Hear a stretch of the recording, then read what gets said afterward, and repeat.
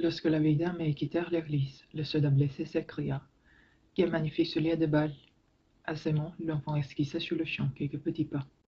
Mais voilà qu'une fois lancé, ses pieds ne voulaient plus s'arrêter et toujours dansant, il traversa les parterres de fleurs, puis disparut derrière l'église, comme s'il ne pouvait plus se retenir.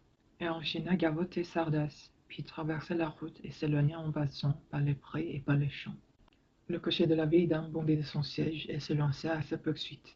Il la rattrapa et la ramena au carrosse, mais les pieds chaussés de rouge de l'enfant dansaient en l'air comme s'il était toujours posé sur le sol. La vieille dame et son cocher tiraient et poussèrent pour ôter les souliers. Ce fut une belle échauffourée. Néanmoins, les pieds de l'enfant finirent par se calmer. De retour chez elle, la vieille dame jeta les souliers tout au haut d'une étagère et prévint l'enfant de ne plus jamais y toucher. Mais ceci ne pouvait s'empêcher de la regarder et de mourir d'envie de les porter. À ses yeux, les souliers étaient encore la plus belle chose au monde. Peu de temps après, le destin voulut que la vieille femme s'alitât.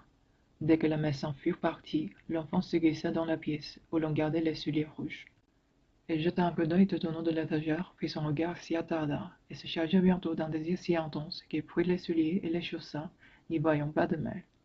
Mais dès qu'ils furent en contact avec ses orteils et ses talons, un besoin irrépressible de danser la submergea. Aussitôt, elle quitta la pièce en dansant, descendit les escaliers en enchaînant Gavotte et Sardès, puis se lança dans une valse. Tout à son bonheur, elle ne s'en rendit compte de rien jusqu'au moment où elle voulut en dansant aller à gauche, et où les souliers persistèrent à vouloir aller à droite. Elle voulut tourner sur elle-même, les souliers voulurent aller droit devant, et la conduisirent toujours dansant vers la route, à travers les champs boueux, vers la sinistre et obscure forêt. Là, adossé à un arbre, se tenait le vieux soldat à la barbe rouge, avec son bras en écharpe et sa petite farouche. Oh, les beaux souliers de bal, dit-il. Affolé et tenta de les ôter, mais en vain. Il sortira sur un pied puis sur l'autre, essayant de les enlever, mais le pied resté au sol continuait à danser, et celui qu'étonné faisait de même.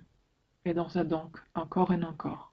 Il dansa jusqu'au sommet des plus hautes collines, et jusqu'au fond des vallées, et dansa sous la pluie, et dansa sous le soleil, et dansa dans la neige. C'était une danse épouvantable, une danse sans plaisir et sans repos. Il arriva ainsi dans le cimetière d'une église. Là, un esprit menaçant lui interdit d'entrer. Il proféra ces paroles: Tu danseras dans tes souliers rouges, jusqu'à ce que tu deviennes telle une apparition, tel un fantôme, jusqu'à ce que ta chair tombe de tes os, jusqu'à ce que tu ne sois plus que des entrailles, en train de danser.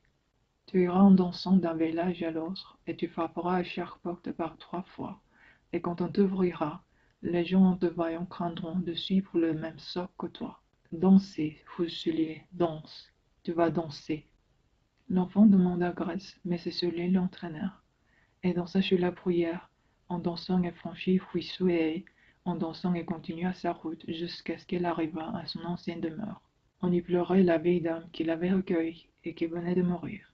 Même alors, même là, elle dansa. Elle continua de danser, car danser elle devait. Épuisée, horrifiée, elle pénétra en dansant dans la forêt où vivait le bourreau de la ville, dont la hache frémit sur le mur à son approche. Par pitié, supplia-t-elle le bourreau en arrivant en dansant à sa porte. Coupez-moi les pieds, afin de me délivrer de ce sort affreux. Le bourreau coupa les lacets des souliers rouges avec sa hache, mais les souliers restaient aux pieds de l'enfant qui, en larmes, lui dit que sa vie n'avait plus aucun sens et qu'il devait lui couper les pieds. Alors il coupa les pieds, et les souliers rouges avec les pieds dedans s'enfuirent en dansant. Ils traversèrent la forêt et franchirent la colline, puis disparurent au regard.